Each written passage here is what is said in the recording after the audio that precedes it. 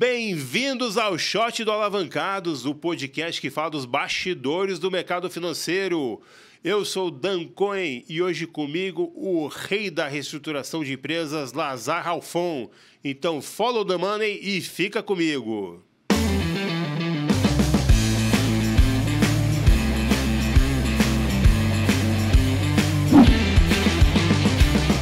E hoje a gente está aqui então com o Lazar Halfon, que é sócio fundador da HSA. Ele já está há mais de 30 anos renegociando dívida de empresas, já salvou mais de 600 empresas, são 7 bilhões de reais em dívidas renegociadas. Lazar, muito obrigado pela tua participação. Nossa, Dan, boa tarde. Eu que agradeço aí a oportunidade de poder participar do Alavancados. Show de bola. Vamos dividir um pouco desse seu conhecimento precioso aí com o nosso público. Então, a pergunta de hoje é uma pergunta que eu tenho muita curiosidade, né? Você fala muito de chegar nos bancos para renegociar a dívida, né? Em vez de antes de você ir para uma recuperação extrajudicial, uma recuperação judicial. A gente pode pensar em todos os bancos como um bicho único ou vai ter grupos de bancos com comportamentos diferentes? Bom, realmente assim, tem grupos de bancos com comportamentos diferentes, né? Isso é comum, né? Apesar de eu brincar que no Brasil, eu sempre acho que existe um único presidente para todos os bancos. Eu só não sei quem que é o cara, porque todos os produtos são iguais, as taxas de juros são iguais, os custos são iguais, o marketing é igual, né? É impressionante. Deve ter um único presidente, mas a gente não sabe quem é. Não, e só dando uma experiência minha de FIPES, quando uma empresa é negada num banco, no crédito, é muito difícil ela conseguir esse crédito em outro banco. Então parece que a política de crédito de todos os bancos é muito parecida, né? Exatamente. É o mesmo comitê que decide, né? A gente só não sabe de onde que é esse comitê. Mas aí são características, né? Eu diria o seguinte, que dá para diferenciar bem aí em 3 grupos de bancos, né? Os grandes bancos, que todo mundo conhece, né? São 5 grandes, né? Tá? Os bancos públicos, né? E os pequenos bancos. Todos têm comportamentos um pouco diferentes, né? Vamos pelo que é mais complexo. São os bancos públicos, né? Muita amarra, os né? bancos públicos, exatamente. Eles têm muita amarra porque tem toda uma questão de responsabilidade dos funcionários, tem a questão da estabilidade deles e também tem uma questão, né? Assim, se um funcionário de um banco público não fizer nada, ele não perde o emprego. Sim. É diferente de um banco privado. Se ele fizer alguma coisa e der errado, é que ele corre risco. Então, ele tem que seguir uma cartilha. Né? Exatamente. Ele tem que seguir uma cartilha, porque a cada 4 anos o diretor dele muda. No máximo, dura 4 anos. A cada governo, a diretoria muda. Então, se ele não seguir a cartilha, né? E se ele ajudar uma empresa e ainda dar errado, ele ainda pode ser investigado por ter ajudado uma empresa que deu errado. Exatamente. Então, assim, é uma situação que a gente tem que conhecer e respeitar. Sim. Segunda coisa que justifica isso, né? Eles nunca querem ser o primeiro a fechar uma renegociação. Por quê? Imagina que eles deem 10 anos de prazo e um juro de 0,8 ao mês. Tá? Uhum. E depois os bancos privados fecham com 8 anos de prazo e juro de 1,20. Fica aquela situação esquisita, né? Então, não adianta a gente achar que os bancos públicos serão os primeiros, né? Tá. Isso melhorou muito. Quando eu comecei há 30 anos atrás, nossa, a gente até brincava com os bancos, que eu falava assim, eu cheguei lá no Unibanco, então, que não existe mais, né, para falar, cheguei lá no Unibanco, tinha uma placa assim, agradecemos ao banco público tal, né? Falei, por que será essa placa, né? Aí ia num outro banco, tinha a mesma placa. Nossa, mas por que essa placa? Você, porque eles são tão intransigentes na negociação que eles não fazem acordo. Aí o dinheiro do acordo que iria para eles vem para nós. Então a gente acaba agradecendo aos bancos públicos, né? Isso foi mudando, né? Hoje os bancos públicos já tomam iniciativas, às vezes, de negociação, mas nunca serão os primeiros. Ou eles vão em grupo com os bancos privados, né? Ou eles vão esperar como é que os bancos privados vão se portar para depois agir. E tem uma lógica isso, não é uma coisa ruim. Bom, aí vem os grandes bancos. Tá? Os grandes bancos, eles já têm também uma política meio uniforme. Eu sempre falo, tanto faz você falar com o banco A, B, C dos grandes, o pacote é o mesmo, num primeiro momento. Tá? Por quê?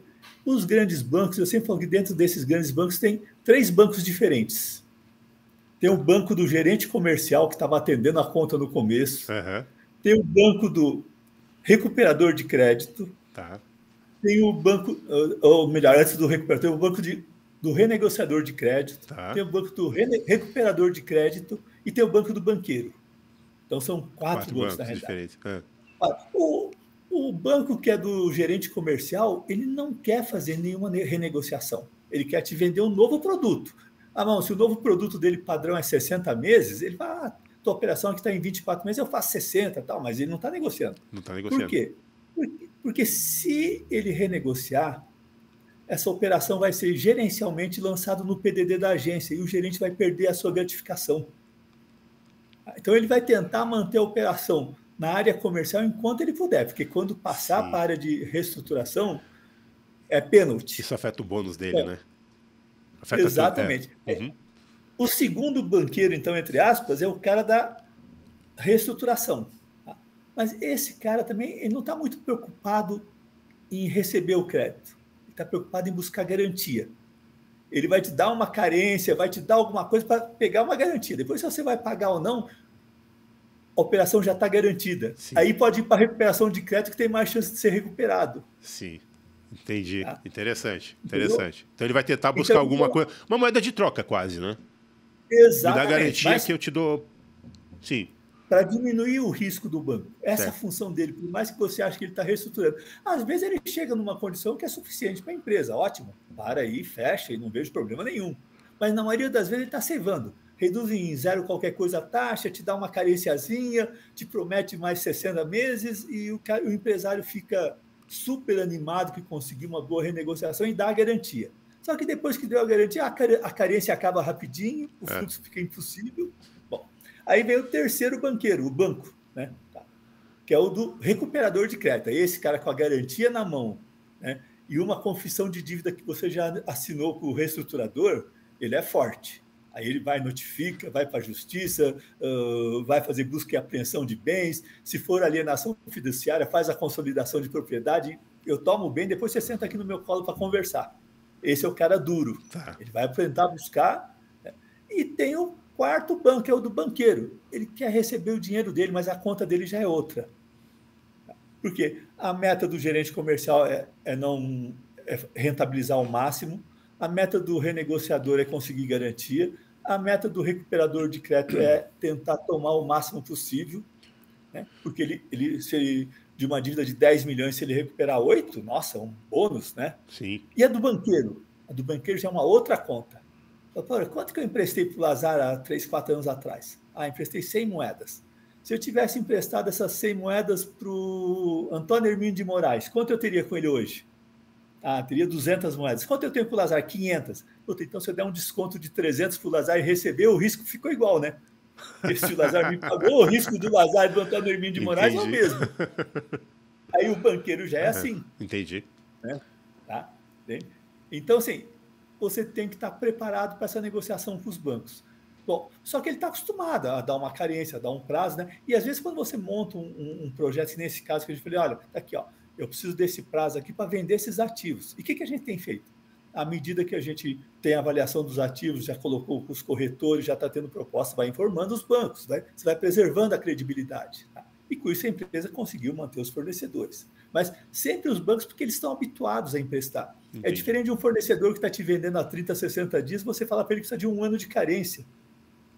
Ele para de fornecer. Ele não tem essa cultura, inclusive. Sim. Ele não tem essa gestão de risco que o banco tem também, né? Não tem. Ele quebra junto. E não tem, nem tem fluxo para isso, né? Sim. Ninguém fica aplicando em CDB e renovando a cada 6 meses, a cada ano com ele, né? Então os grandes bancos, eles têm um pacote, né? Eu já tinha ouvido falar que Itaú tem um pacote. Tem os grandes que têm pacote. Isso. Né? Muda um pouquinho de um para outro. Às vezes você consegue... Às vezes eu brinco assim que a gente faz algumas negociações com fluxo descontinuado, por exemplo, né? Ou com bullet final. Primeira coisa que a gente ouve do renegociador, por exemplo, é assim, não, o sistema não permite cadastrar uma operação desse jeito. Aí eu brinco e falo, não, mas deixa que eu tenho um japinha que sabe programar essa merda aí, ele cadastra para nós, né? Eles têm o padrão deles, né? Mas é normal. Tá. E eu sempre, em relação à garantia, eu falo, cara, garantia vamos dar, né? Desde que eu tenha certeza que eu vou conseguir pagar. Sim. Porque senão é melhor dar o bem de uma vez. Por que eu vou dar em garantia, aumentar o valor da dívida, depreciar minha garantia, para depois entregar a garantia de novo? Né? Entendi. Bom, uma vez negociado com os bancos, né, fica fácil até negociar com os fornecedores, porque os fornecedores ficam tranquilos. Uhum. Porque qual é o problema do fornecedor, por exemplo, pegar e te parcelar em 10 vezes uma dívida de 2 meses de fornecimento, por exemplo? Uhum. Mas, ele vai pegar meu dinheiro e vai pagar os bancos. Sim. Então, eu não vou fazer isso. Agora, se eu chegar para ele e falar, os bancos me deram uma carência, ele vai ter segurança que eu vou conseguir pagar esse parcelamento dele de curto prazo e que eu vou conseguir pagar as compras de curto prazo. Entendi. Nossa, eu vi já de alguns bancos médios que é o seguinte, eles falam, primeiro negocia com os grandes, e aí volta a falar comigo, porque o banco médio pensa assim, eu não vou ser o cara que vai fazer a diferença. Então, é isso mesmo, negocia primeiro com o banco grande, depois vai com o médio, vai com o público, seria isso? Digamos, a estratégia? Exatamente, essa sequência mesmo. Você negocia primeiro com os grandes, até porque quando é grande, não necessariamente o banco seja grande. Sim. Pode ser um banco pequeno com um crédito grande. Entendi. Então, não são os 5 maiores bancos, são as 5 maiores dívidas, talvez, as 4 maiores dívidas. Tá? Entendi. Apesar que quando o cara fala isso, a primeira expectativa dele é que quando você voltar para ele, ele fala assim, bom, agora você não precisa mais de mim. Né? Então você tem que saber sair dessa situação. Né? Entendi. Aí eu falo assim, não, eu não preciso, mas eu vou ter que fazer com você igual para ser leal com quem me apoiou. Exatamente. Entendi. Né? Mas quando o gerente fala isso, na realidade não é que ele quer um parâmetro. É para você voltar e falar, agora você não precisa mais, né? Então pode continuar pagando o meu. Perfeito. E, Lazar, você acabou de lançar, né, um curso com todo o teu conhecimento aí adquirido em 30 anos, né, de um curso avançado de renegociação de dívidas. Esse tipo de conhecimento que você passou aqui, ele entra dentro do curso em mais detalhe? Você fala desse tipo Inclusive as ferramentas que a gente usa para fazer essas análises e definir os critérios de negociação. Ótimo. Como planejar a negociação, como definir qual é o tamanho, por exemplo, que a gente pode negociar de redução de juros, qual é o fluxo de pagamento. Então, a gente faz uma análise, por exemplo, de reconstituição de todo o histórico comercial, até para chegar na conta do banqueiro, falar assim, quanto o banqueiro já ganhou com esse cliente? Sim, o que ele pode dar? É verdade, é Né? verdade. Porque muitas vezes, só para encerrar, assim, você pode ter um deságio na dívida sem ter um deságio.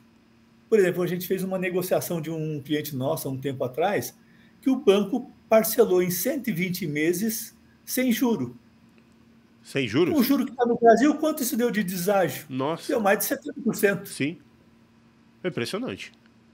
Então, essas análises são importantes, né? Sim. Muitas vezes, até para você fundamentar um pedido de redução na taxa de juros. Cara, olha aqui, você já ganhou tudo isso aqui comigo, a taxa média de mercado era assim, daqui para frente vamos reduzir essa taxa. Todas essas coisas a gente ensina no curso. Parceria tem que ser nos bons momentos, mas também nos maus, né? É isso. Exatamente. Tá certo, Lazar. Obrigado aqui pela tua participação, de novo. E espero vir aqui para São Paulo para a gente gravar um episódio completo aqui com você no Alavancados. Com certeza. Eu que agradeço a oportunidade de falar com você e com todos os teus seguidores, né? E com certeza, na próxima ida a São Paulo, nós vamos fazer um ao vivo juntos. Perfeito.